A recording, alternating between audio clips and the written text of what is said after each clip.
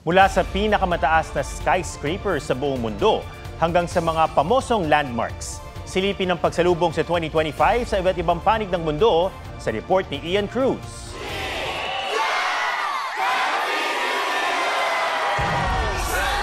Grande ang pagsalubong ng New Year sa Victoria Bay sa Hong Kong.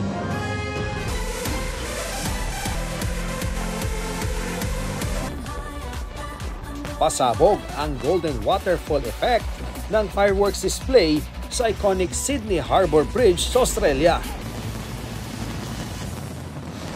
Pagkatapos naman ng countdown via drone show, sinindihan ang magarbong fireworks display sa Ras Al Khaimah, United Arab Emirates. Napuno rin ng makukulay na pailaw ang world's tallest skyscraper na Burj Khalifa sa Dubai.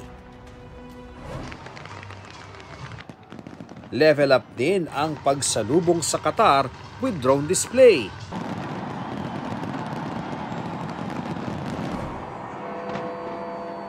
Pagtunog naman ng iconic Big Ben sa United Kingdom, umilaw ang fireworks display sa London Eye. Natuloy yan sa kabila ng severe weather warning sa pagpasok ng linggo. Libo-libo rin ang nag-abang ng fireworks sa Brandenburg Gate sa Berlin, Germany.